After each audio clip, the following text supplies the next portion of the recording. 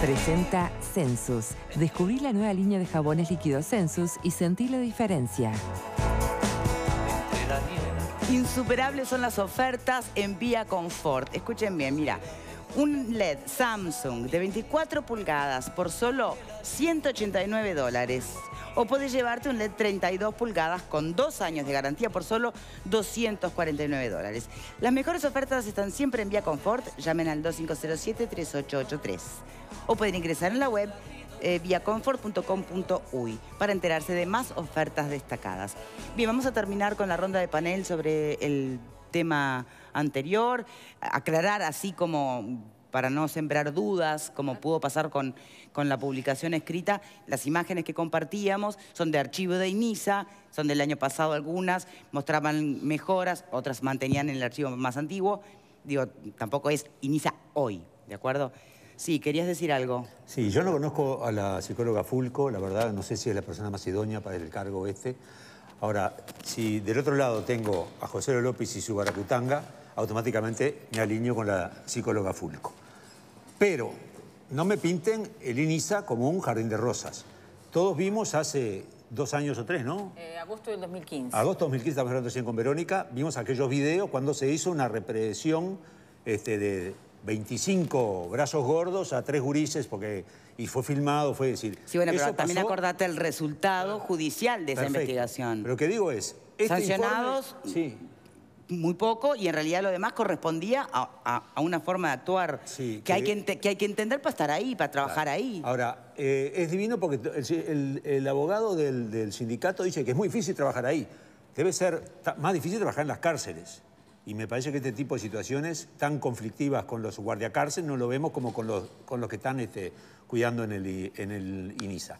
Sigue habiendo un tema de conflicto me de parece que poderes. se mueren más internos en la cárcel de adultos que sí, sin duda, pero bueno, tiene otro tipo de connotaciones. Acá lo que hay es seguir la lucha de poder entre el sindicato y las autoridades que siempre fueron, salvo con Villaverde, que le entregó prácticamente el control frente a no hubiera fugas. ¿Se acuerdan de aquella epidemia de fugas? Sí.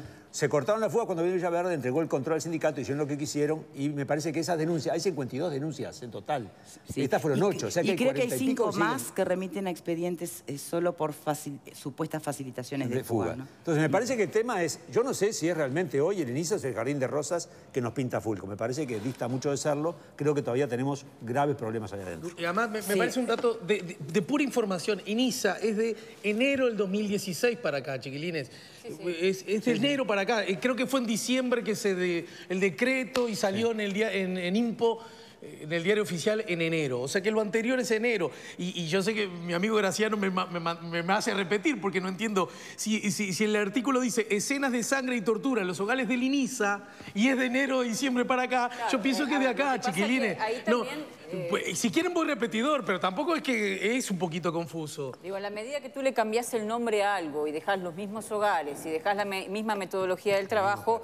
Está bien, digo, uno puede decir que hay cierta intencionalidad en el artículo, quizá. Nada de eso dije. Yo no lo creo. Yo lo que creo es que estamos asistiendo a algo que, no sé, dice Graciano, la sensibilidad. A mí lo que más me llamó la atención de todo esto no fueron las denuncias. Me llamó la atención la sorpresa ante las denuncias que ya fueron públicas. Claro. Yo no puedo creer que la bancada de legisladores, y me perdona, pero digo, no puedo creer que se esté moviendo al ritmo de lo que la crónica periodística elige repasar o resaltar o dar en detalle. Estas denuncias están colgadas en la página del Instituto Nacional de Derechos Humanos. Ustedes pueden encontrar desde el año 2014 en este ciclo nada más de esta boca mía hemos abordado muchas de ellas. Sistemáticamente la Institución Nacional de Derechos Humanos hace visitas a los hogares antes del CIRPA, ahora del INISA. Allí cuelga con detalle todas las cosas que no estaban funcionando bien, las que no están funcionando bien. Los legisladores recibieron en comisión a las autoridades del instituto hablando de estas cosas y ahora van a tratar el tema porque sale en el diario El País. No sé, me parece que estamos cerrando el asunto. Sí, yo creo me parece que la preocupación... Yo tengo acá datos del año 1993. Sí, vamos a hablar del presente porque en definitiva más que el artículo, más que desde cuándo... La pregunta es, hoy... A la luz justamente de todo esto que ya se sabe, muchos casos que ya se han resuelto, otros que están en plena investigación. ¿De verdad el INISA creen? Vos me planteas dudas que es el jardín de rosas que plantea su presidenta. ¿De verdad ¿La rehabilitación es un dato posible? A ver, esa es la pregunta de hoy. ¿no? Bueno, si ustedes repasan, del año 93 se realizó en el Parlamento una comisión con fines investigadora con fines legislativos. ¿Qué dice? En ese momento INAME, mira vos, nadie puede rehabilitarse en estos hogares. Esa fue la conclusión del año 93. 2010, la Comisión contra la Tortura. 2016, Instituto Nacional de Derechos Humanos. Todos coinciden en que el modelo que se aplica no rehabilita a nadie. ¿Por qué? Porque está centrado en la privación de libertad. Algunos dicen por allí, es una imitación del sistema carcelario para adultos. Bueno. Y esto que dice Fulco de que el 100% está estudiando, a mí me gustaría que en vez de pelearse entre el sindicato y la directiva, abran las puertas de los hogares, por ejemplo, a la prensa, y si es verdad que esta crónica ya no se adapta a la realidad que se vive hoy, muestren cómo es ese modelo distinto, porque si uno mira las Se comprometió la presidenta en darnos un nuevo banco de imágenes del nuevo INISA. Que nos deje entrar, por ejemplo, sería bueno. Hay un punto que Bien, dice y tenemos que ir Verónica, cerrando este tema, ¿no? Pero simplemente porque creo que un punto que plantea Verónica es muy interesante. Bueno, digo, todas las cosas que dice Verónica son interesantes, pero... Tampoco la pavada. No, pero quiero Sospecha. Ah, digo, ¿Cómo es el dicho cuando el... Sí, la limosna es grande. Cuando la limosna es grande. Hasta Verónica desconfía. Como son interesantes todos los aportes que hacen todos los compañeros. No, pero hay un punto que ella señala y dice, bueno, ¿por qué ahora hay tanta preocupación y ahora los diputados se movilizan y todo? Porque salió en el diario del País. No es porque salió en el diario del País como hubiera salido en otro diario. Es porque la opinión pública ha quedado profundamente impactada por esto. Independientemente de que los legisladores pudieran conocer más o menos al detalle, con no más... debería impactarles a los legisladores la información cuando les llega pero de primera mano, vamos a tienen que esperar que salga en un medio, pero Verónica, vamos a descubrir ahora el impacto que ejerce la opinión pública de la sociedad sobre los poderes públicos. No lo podemos desconocer. Entonces, la explicación es el profundo impacto y cómo contrasta esa oscura y tenebrosa realidad, cómo contrasta con el discurso oficial de defensa de los derechos humanos. Yo creo que este es el punto central. Cuando se pone en blanco sobre negro el contraste abismal entre el discurso de la boca para afuera de los derechos humanos y cómo se violan con los sectores más débiles de la sociedad, es ahí cuando la opinión pública reacciona y, por supuesto, los diputados van atrás de eso, no tiene más remedio. Pero es por el impacto profundo que ocurre en el ánimo de la gente cuando se asiste a tanta hipocresía y tanta mentira. A ver, si yo integro una comisión y viene la gente del Instituto Nacional de Derechos Humanos, me trae la información de primera mano y yo digo, che, qué horrible lo que está pasando y la meto en un cajón, tengo que esperar a 2 años después que a algún periodista se le ocurra hacer una crónica detallada, ponerle nombre a los asuntos y que la opinión pública se conmueva para actuar. ¿Así está funcionando el Parlamento? ¡Viva el periodismo! Bueno, ¡Viva el periodismo libre! Cuidado con lo que está haciendo la política, ¿no? Nadie mencionó aquí, y aquí me permito quebrar una lanza, más allá del debate en algunos de ustedes que plantean de cuán ingenuo o no ingenuo puede haber sido el artículo y en este momento, yo digo, lo que hace con magistral talento el periodista es ponerle rostro, nombres, historia personal a las denuncias, que no es que no las conociéramos, pero eso es lo que genera también el gran impacto. Y además, eso está bueno. Con un muy buen estilo, un tanto abandonado en la prensa, que es la crónica. Absolutamente. Se lee con mucho entusiasmo, con mucho interés. Tendremos que esperar a ver qué pasa con estos tantos otros expedientes que todavía están en trámite y que nos pueden llegar a acercar un poco más a lo que pasa en estos años, por lo menos bajo la presidencia de Fulco.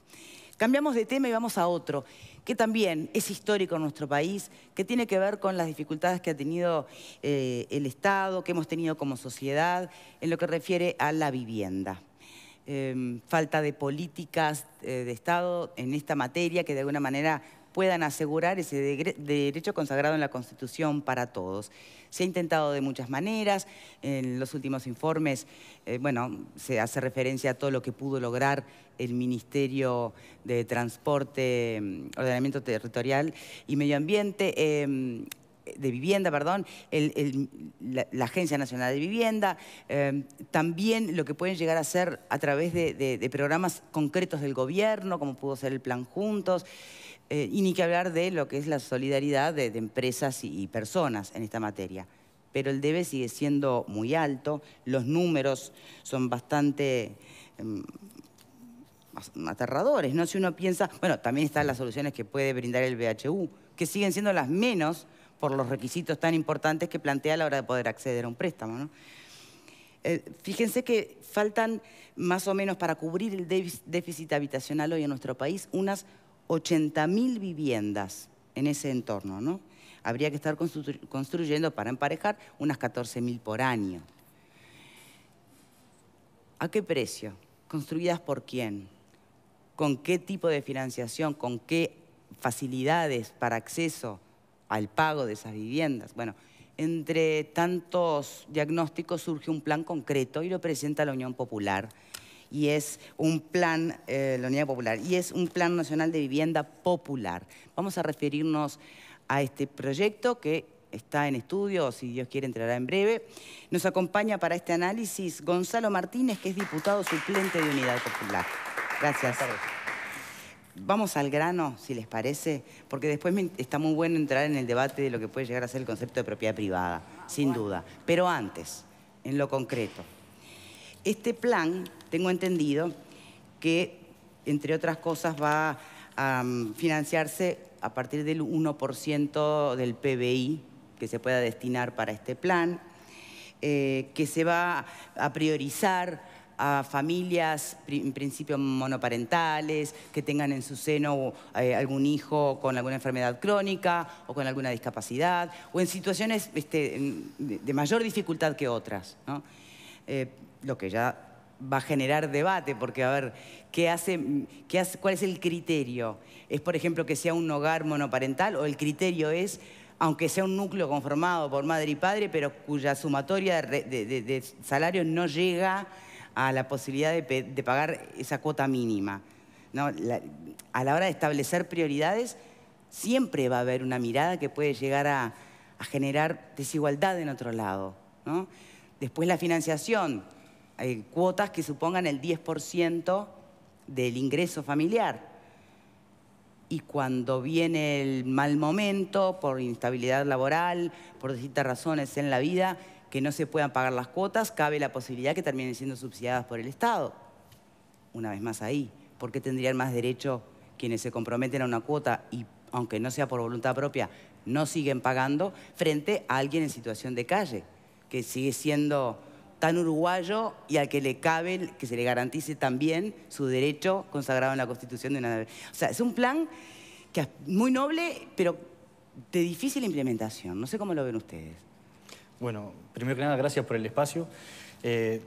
Cabe aclarar ya de arranque, esa mención en cuanto al financiamiento del 1% del PBI sufrió una modificación. Esa fue una propuesta inicial que elaboramos en el sentido de, bueno, de pensar... Llegar al 2. Bueno, nosotros pensamos en realidad la necesidad de invertir un 2% del PBI para lo que es todo materia vivienda. En particular manejamos la posibilidad del 1% exclusivo a este plan.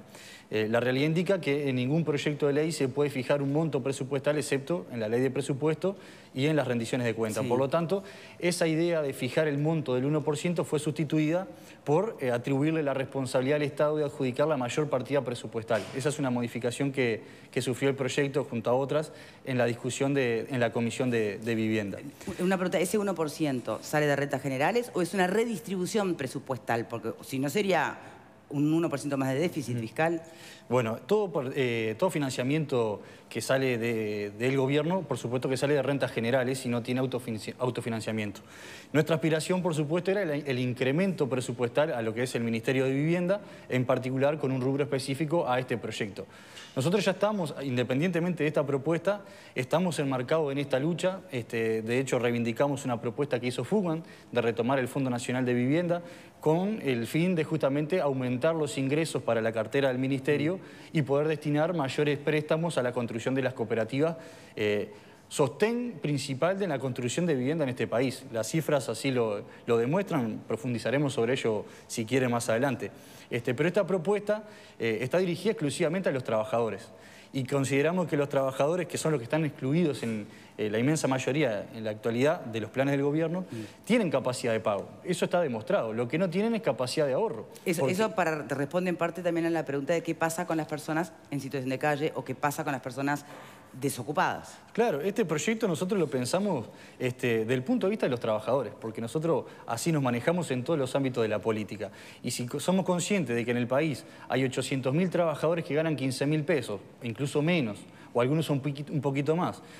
Si estamos en conocimiento de que la tasa de desempleo en este país es altísima y que, por ejemplo, los 30.000 trabajadores de la construcción que hoy están en el seguro de paro, mañana van a ser desempleados en su totalidad porque no hay una obra nueva para comenzarse.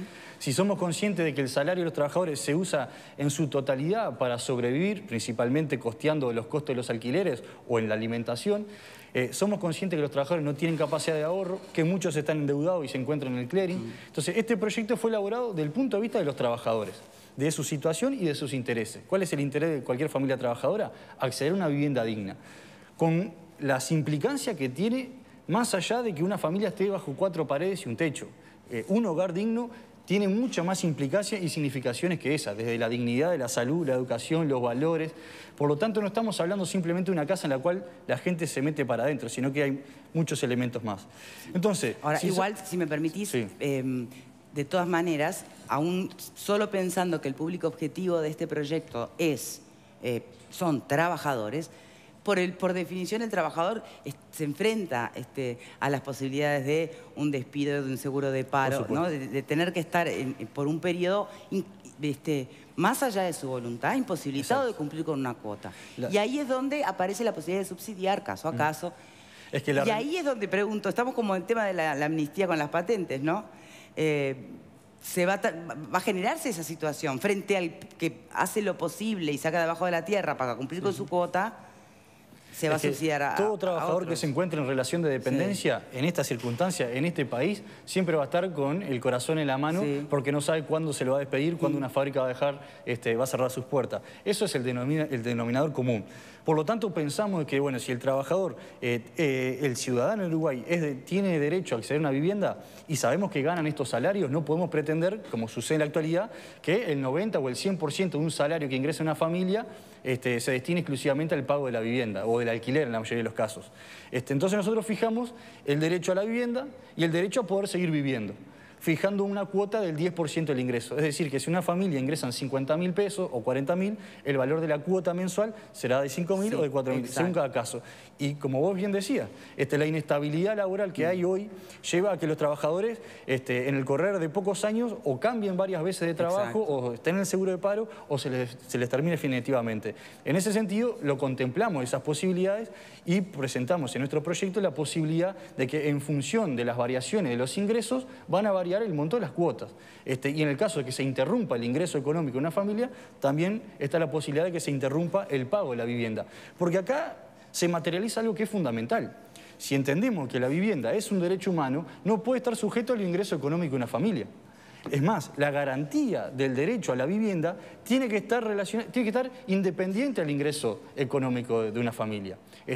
Porque si vamos a manejarnos con ese criterio, el trabajador que tiene un salario mínimo no podría acceder ni a la salud, ni a la educación de calidad, ni a la vivienda.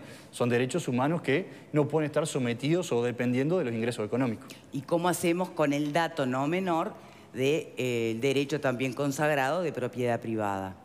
Bueno, este proyecto es constitucional, es terrenal, es republicano si se quiere, porque a veces los proyectos o las propuestas presentadas por la Unidad Popular a veces tienen una carga de radicales, ¿no? Inviables. Y bueno, nosotros decimos, acá nos remitimos a la Constitución, al artículo 45. Y ese artículo dice que el Estado debe garantizar el acceso a la vivienda para todo ciudadano. Y en ese sentido, esta propuesta lo que hace es justamente que aquella familia que se ve beneficiada de este plan accederá a una vivienda acorde a las necesidades de esa familia, porque así lo establece el proyecto, según la cantidad de hijos, según los adultos, será la distribución y las habitaciones que tenga, y esa vivienda va a ser paga a través de una cuota mensual, como decíamos, del 10% del ingreso, hasta amortizar el valor de la vivienda o con un plazo máximo de 25 años. ¿Y por qué nosotros ponemos esto? Por dos motivos principales. Porque si una familia ingresan 40.000 pesos, como sucede en la mayoría de las familias de este país, van a pagar una cuota de 4.000 por mes. Y para amortizar un valor de una vivienda que puede estar en el entorno de los $60.000, bueno, a través de cuotas de 4.000 pesos, pasarían muchísimos años. Y tampoco es justo, porque acá el Estado tiene que subvencionar a los trabajadores. No como sucede en la actualidad, a nuestro entender, subvenciones para todo lado, para las multinacionales y no para este tipo de cosas. Entonces, a los 25 años se interrumpe el pago. Y en ese proceso la familia se hace acreedora de esa vivienda, pudiendo utilizar justamente para dignificar su vida. Bien, te preguntaba lo de la propiedad privada, porque también tengo entendido que en el proyecto está establecido que quien entra en la vivienda y paga la primera cuota ya es propietario, tiene la propiedad, la posesión. Sin embargo, se van a establecer ciertas limitaciones para evitar que la persona termine haciendo especulación inmobiliaria con esa vivienda. Por eso también preguntaba, porque no es como se entiende hoy el concepto de propiedad privada. Exacto, ¿no? Sí. Y no me estoy refiriendo a la de los medios de producción, del marxismo, no. Me refiero a la personal, a la individual, a la que hasta el propio Marx entiende como válida cuando es producto de tu trabajo, ¿no? Entonces, me gustaría una primera ronda de panel para hasta acá cómo la van pensando y Victoria, sintiendo. Sobre este punto que acabas de abordar vos, preguntándole a Gonzalo, hay cosas que me parece que en Uruguay uno las nombra y causa una especie de urticaria, ¿no? Una de esas palabras es propiedad privada, ¿no? Decimos propiedad privada y todos nos ponemos nerviosos, los que tienen mucho y los que no tenemos nada. Yo quiero decir que en Uruguay ya hay ejemplos, en particular vinculados a la vivienda, que tienen muchas décadas, y es el que todos conocemos de la Federación Uruguaya de Cooperativas de Vivienda por Ayuda Mutua, FUCBAN. Son decenas y decenas y decenas de miles de compatriotas uruguayos que buscaron buscaron una forma de solucionar el problema de sus viviendas y no son propietarios de su vivienda. Y lo hicieron por sí y ante sí, por nadie obligado, por nadie presionado, por nadie... Y lo hicieron por sí y ante sí. Y ya lleva muchas décadas, a mí me comprende las generalidades de la ley, porque yo vengo de una familia que forma parte de FUCBAN, ¿verdad? Y pasan las generaciones y logran solucionar problemas con más o menos eficacia vinculadas al déficit habitacional y no hay especulación financiera, no hay... Quiero decir, ya hay herramientas de ese tipo que existen y que la sociedad se ha dado por sí y ante sí. Ni hablemos con la ayuda de los estados que se podría potenciar mucho más aún, ¿no? Graciano. Cuando se establece que tenemos derecho a la vivienda, a la salud, etcétera, etcétera, y se invoca, digamos, el rango constitucional que tiene ese derecho, hay gente que lo pone en el mismo nivel que, por ejemplo, derechos que son inherentes a la persona humana, el derecho a la vida, el derecho a la libertad, etcétera, etcétera. Sin embargo, hay una gran diferencia, y es que mientras en esos derechos básicos, fundamentales, como el derecho, repito, el derecho a la vida, el derecho a la libertad, etcétera, no tenemos que hacer nada para que ese derecho se contemple. Es decir, yo no necesito hacer nada para que el Estado defienda mi derecho a la vida. Es inherente a mi persona. En cambio, en los otros llamados derechos de segunda generación que se incorporan a la Constitución en el año 30 del siglo pasado, se establece esta cosa de derecho a la vivienda, derecho a esto, lo otro. ¿Qué quiere decir? ¿Están en un pie de igualdad? No. Porque si estuvieran en un pie de igualdad, no habría ninguna persona durmiendo en la calle. Porque sería, digamos, íncito a la persona que tendría, así como yo tengo derecho a que se proteja mi libertad y mi vida, tendría derecho a la vivienda. Entonces no habría ninguna persona durmiendo en la calle porque hay un derecho consagrado. ¿Qué quiere decir? Quiere decir que hay ciertos derechos que requieren que la persona haga algo para que se concreten. Y cuando ese esfuerzo personal no alcanza, bueno, por supuesto, se puede apelar al apoyo del Estado, es decir, al apoyo del resto de la sociedad, porque el Estado en realidad se financia con los impuestos que pagamos todos. Es el espíritu de este proyecto. Claro, pero ¿qué pasa, por ejemplo? Pero acá, en el espíritu de este proyecto, ¿qué ocurre? Se terminan creando dos realidades o dos precios distintos para un mismo producto que es la vivienda. Yo estaba sacando la cuenta. Supongamos que se congela en 4.000 pesos, llevado a dólares, número redondo, 150 dólares por mes durante 25 años. Si la persona logra pagar todos los meses esa cuota, porque además está contemplado que si pierde el trabajo no va a pagar nada, al final del periodo, repito, si puede pagar todos los meses... ¿Su casa habría valido tanto? 45.000 dólares. Hoy no vale $45.000 un apartamento. Por lo tanto, si pude pagar toda la cuota, ya habría una transferencia de $45.000 como mínimo de la sociedad a esa persona. Ahora, ¿por qué hay una persona a la cual hay que transferirle $45.000 y otra persona está durmiendo en la calle y no le transferimos nada? Hacemos una pausa. Esa respuesta va de parte, por supuesto, de nuestro invitado. Porque está bien planteada, ¿no? Hay que ver qué respuesta tiene eso. Pausa y ya venimos. Entre el olvido